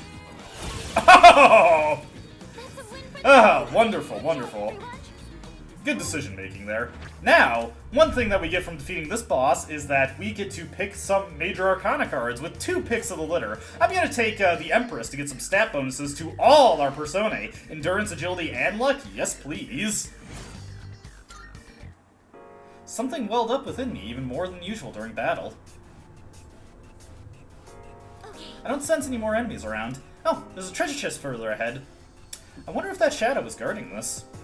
I don't think we've run into one like this. Please inspect it. Alright, good stuff, good stuff. Let me also heal up the party before I forget.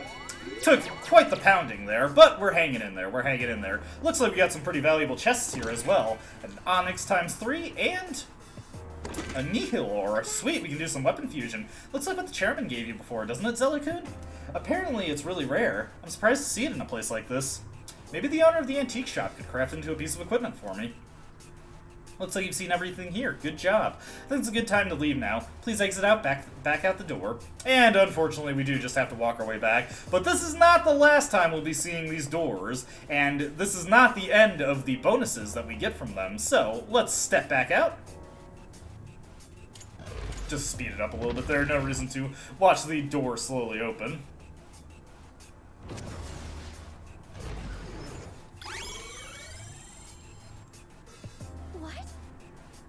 It's as if the energy from the door surged through the entire floor. Oh! I can see the floor layout. That makes it easier for me to guide you now. Sometimes a monad door will appear in Tartarus. Defeating the special enemy inside will trigger a special shuffle time where Major Arcana cards appear more frequently. Defeating the special enemy will also reveal the layout of the current floor and the floor directly above it once you exit through the door. The monad door is an unstable contraption. When one appears on a floor, the door will lose power and become inaccessible. If you move to another floor, even if you return using a teleporter on the same day. So yeah, these monad doors, you have to take them out when they appear. That is the reason it's not always a good idea to send your party members out to scout, because a monad door may be on the floor and it is not desirable to take them on without a full party, as you are put up against pretty strong shadows. Note that not every monad door you come across will have a unique shadow. There usually are like 2, maybe even 3 monad shadows to a specific section of a block. Can you please return here? I'd like to go through what we know about that door. Luckily, there seems to be a teleporter nearby. Sure thing, if you say so. Thank you. I'll be waiting at the entrance. Now, can I please go check to see if that Twilight Fragment is still here? Thank God. Okay, good stuff, good stuff. And where is that teleporter? Alright, that's a little ways down the ways, but there's also some treasure to grab. But yeah, monad doors, want to make sure you have a full party for them. As I was saying, you want to check them before you leave the floor, and you want to show no mercy because you get a Major Arcana bonus. And we level up to 30 and can now hold up to 12 Personae. Very nice. We beat them to a pulp, As they say. Thank you, Aigis, thank you. Get some more treasure over here. Now, monad doors are a new mechanic to Persona 3 Reload, but monad exists in a much different format in Persona 3 FES and Portable. We won't be seeing monad in that game for a very, very long time, so don't expect it anytime soon. That was a spectacular finish. Indeed, indeed. I'm eagerly awaiting Arcana Burst so I can start getting less crappy cards. Hey, Balm of Life. Can kind of use that because I didn't really invest in too many revival items before entering here. Also, gotta remember to slap back on Shisa. Again, I don't really think Invigorate is that great, but I may as well take advantage of it at a stage of the game where it still can be potentially useful. Alright, let's come on back.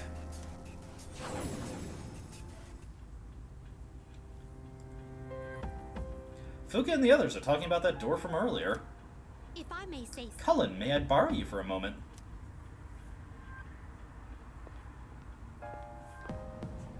It would appear that you face the threat beyond that door. A door connecting to the tunnel which was created within Tartarus. Perhaps an appropriate name for it would be a monad door. The shadows that congregate past such doors will prove to be a valuable means of accelerating your growth.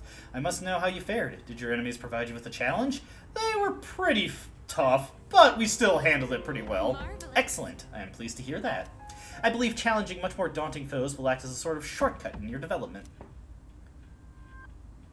On another note, I detected some sort of structure on the 91st floor. It emanates an energy not dissimilar to the door you entered. The dimensions of this structure resemble a tunnel. One might call it a monad passage. Entering this passage may provide you with another opportunity to test your mettle. For the time being, I will log that investigation as a personal request. Alright, so monad doors and monad passages. I look forward to observing your continual progress. Monad door and a passage too. Tartarus is never going to stop being a mystery to me. Monad passages are more opportunities to deal with bonus bosses, which we will be seeing soon enough. About that door, it appears to lead to a side path in Tartarus. In short, if you're heading for the top, taking that path would be considered a detour of sorts. However, it seems like you'll be able to obtain something down that path that should prove helpful to exploring. Depending on how prepared you are, maybe a good idea to try these doors. Speaking of, let's update our save, make sure we're not going in half-cocked and unsure. And let's talk to Elizabeth about missing persons. I can sense it. Let's see, between floors 83 and 89. Alright, so should be able to find them in no time at all. Very well. Let's return to the floor, and now that we have that mapped out, we can just immediately head to the stairs. Unless there's a rare form or something, then we can idle around a little bit to find it. No rare form, so we'll just go to the next floor. We've spent enough time on this.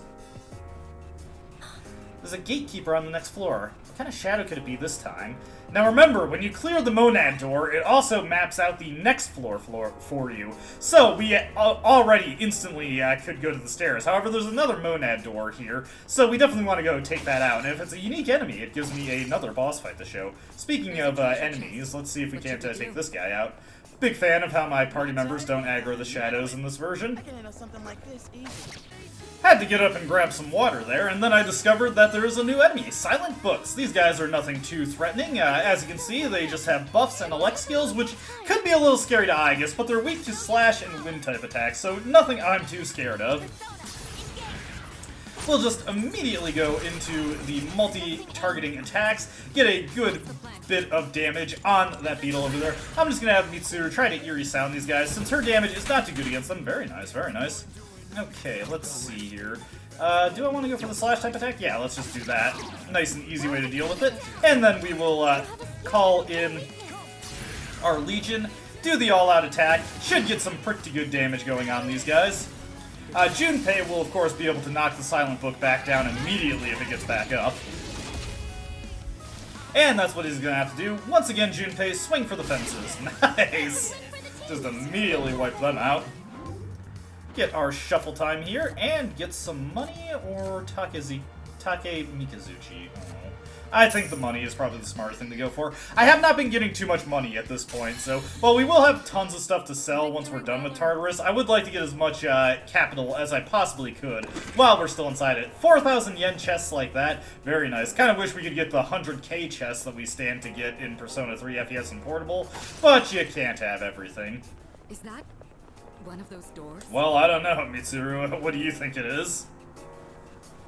Alright, heading into the next Monad door here. There is the chance that it'll be another Elegant Mother like we fought before, but it is not. Okay, so let's get a Sylphid Aura up. Always bring that up when you have the chance. And, of course, let's bring in Take Mikazuchi. Nice thing about this guy is that we'll also be able to get Arcana Burst off of him, since he's guaranteed to drop one more major Arcana card for us. Ideally, he drops Emperor to power up my Persona a little bit.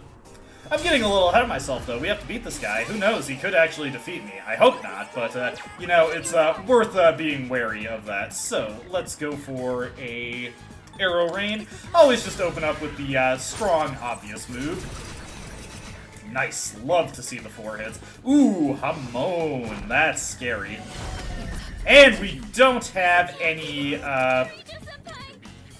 we do not have any homunculi, so that's important to know. That means I can't switch to anything that is weak to Hama skills, and looks like my best bet is to stick to Shisa here, so let's be very, very cautious about how we approach this. What I'm gonna do here is, let's go with Zionga. We'll definitely want to, oh god damn it. We'll definitely want to unload with the strongest things we have. Hopefully he doesn't consistently blast us with the Hama skills. Let's go, oh, what? It's not ready? That's weird. Then we will go for Arrow Rain. Not too worried about Aigis' survivability if she is just fine. Makoha, that is much more desirable to see than Hamon. I'll definitely say that. This is a good opportunity to use our Kami and Musubi waters. Definitely could use the full heal there, because we otherwise don't really have good healing at our disposal. One kind of major drawback of the team I've gone with. There we go. Now we can scan it. Okay, it's weak to wind. Do I actually have anything capable of using wind? I do, but not a good thing to switch to. Bit of an obvious oversight in my team formation now that I'm thinking about it. Oh well, oh well. That's the kind of things that you just kind of blunder into sometimes. Let me think. I think the best thing to do is to just go with strong physical attacks. Actually, you know what? Let's go for Jack Brothers here. Use that to knock this thing over, or at the very least deal big damage to it. Do not hoard your Theurgies, especially when dealing with tough fights like this. We'll knock him down, get the extra turn, and let's go for Arrow Rain here. Would have been nice if Aigis made it to level 30 before this fight, because she could do some pretty good damage with that. Definitely want to stick to Torrent Shot with Junpei. With Tsukukaja in effect, that should more often than not hit for 3 or 4 hits. We will go for the Arrow Rain here. Should deal some pretty good damage. Very nice, very nice. Luckily, we should have this fight in the bag. He's chanting a death spell. Ooh, that is scary. Fortunately, we have a Garula Gem to just answer that with. Knock him down, not go for the all-out attack. We can deal way more damage just by unloading with our skills. Bufala deals great damage from Mitsuru. We're going to have myself do an Arrow Rain here. Should get us some pretty good damage. Ooh, nice. Killed it right out. That was a little scary, I will admit. I wasn't expecting to have to deal with Hamon at this stage of the game. Hey, exactly who I wanted to see. And with the Arcana Burst acquired, let's take a look at that sword card. What does that get us? Diorama? Don't really care.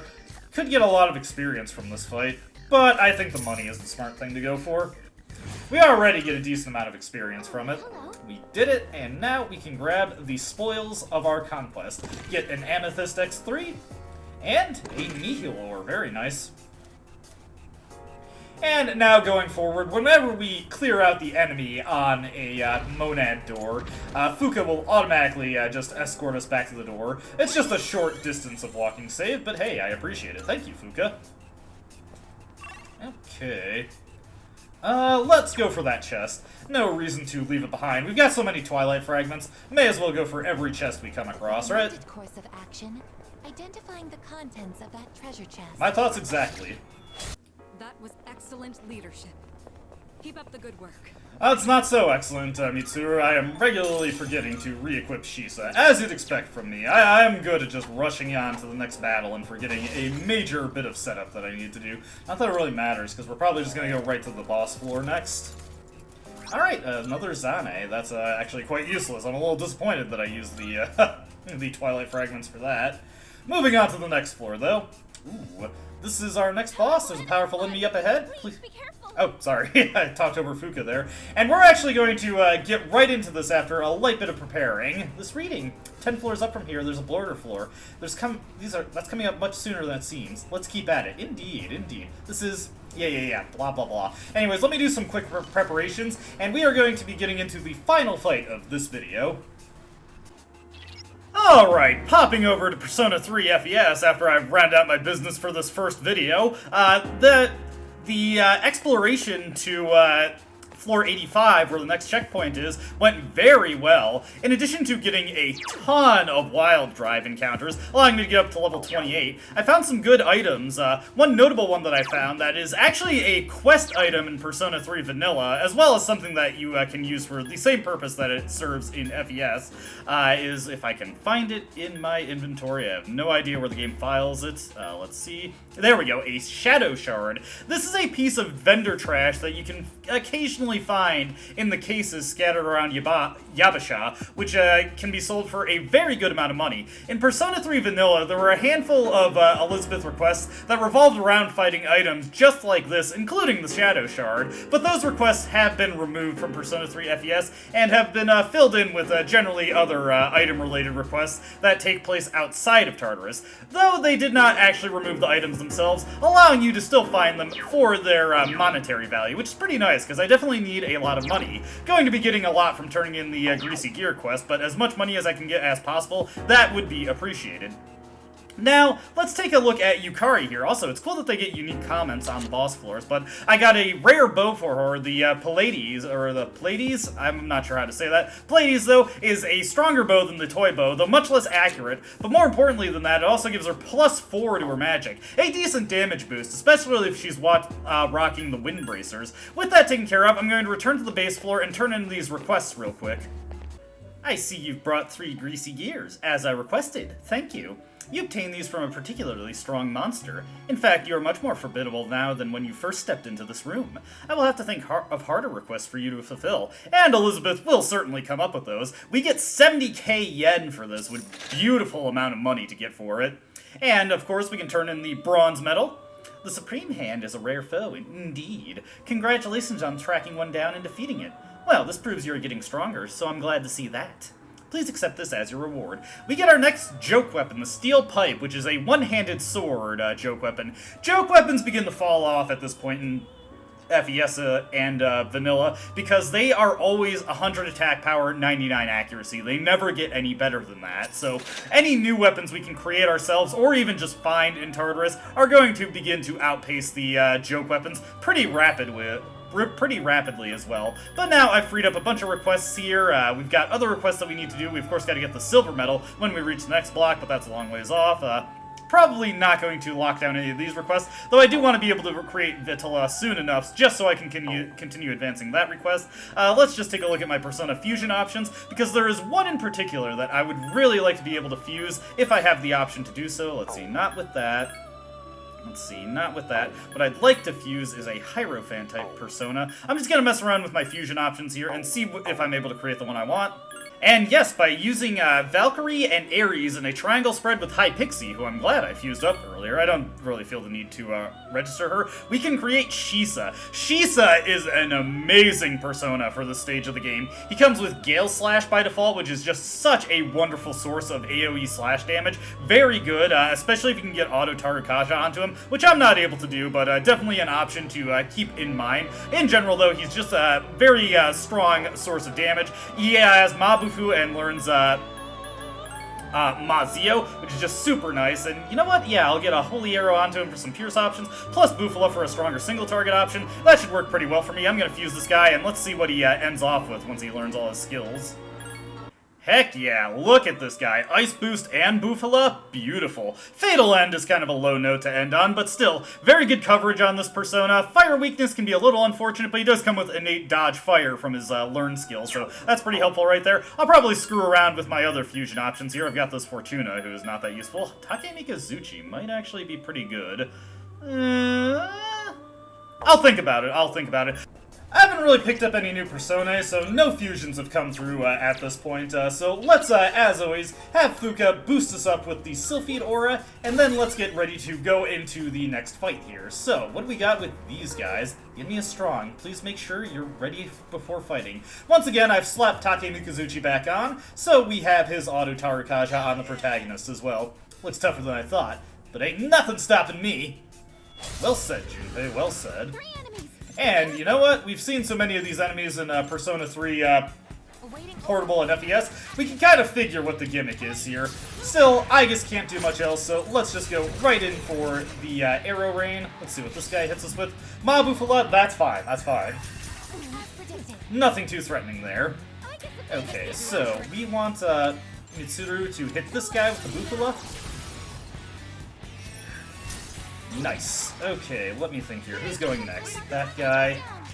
Let's pass it over to the protagonist real quick. And we can immediately send that one to the floor with a Zionga, so let's bring out Shisa here. And what we're going to do is we're going to pass it right back on to Aigis, and she's going to bust into Orgia mode in order to deal some serious damage to those downed enemies, and a decent amount of damage to the guy with the eyes. Very nice, very nice. Now, one annoying thing about, Ice Break.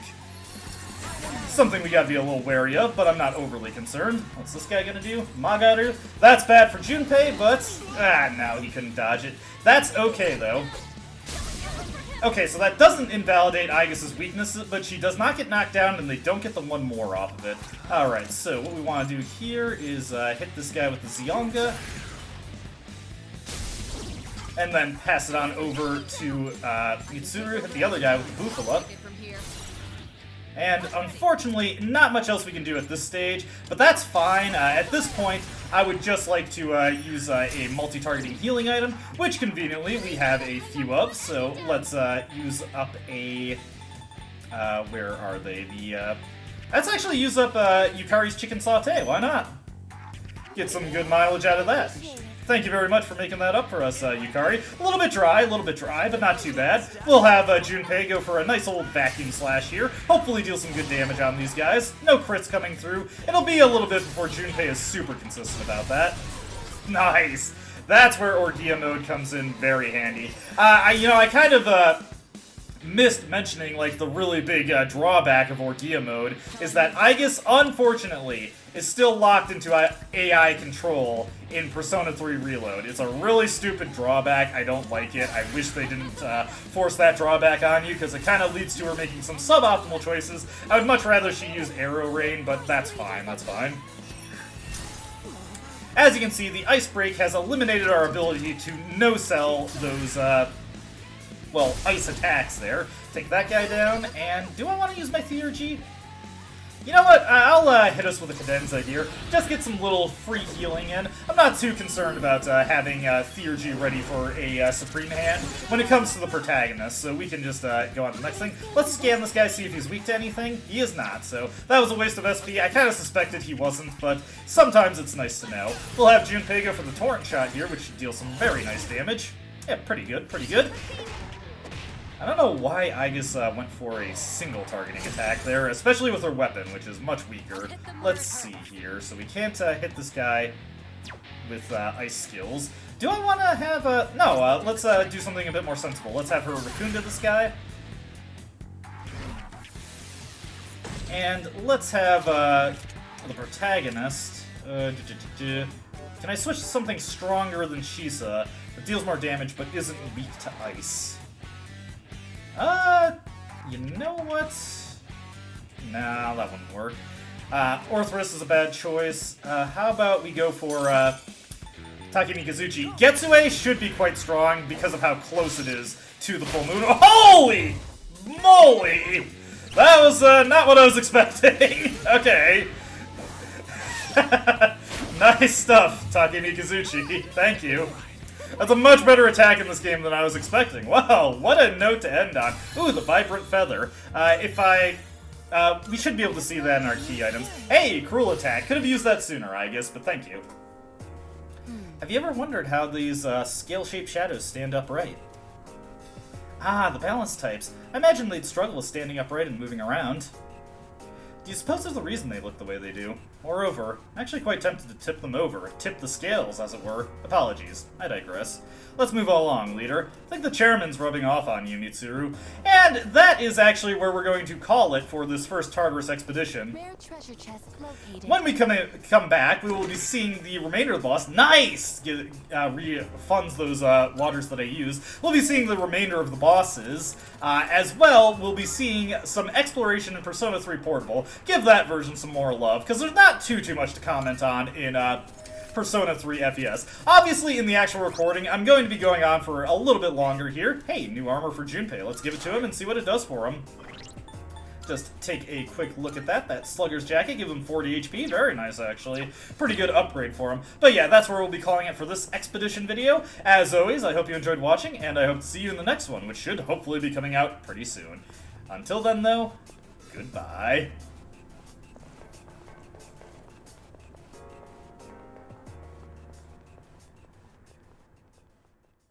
I don't dispute the doubts you've outlined, but it's my right to waste your time.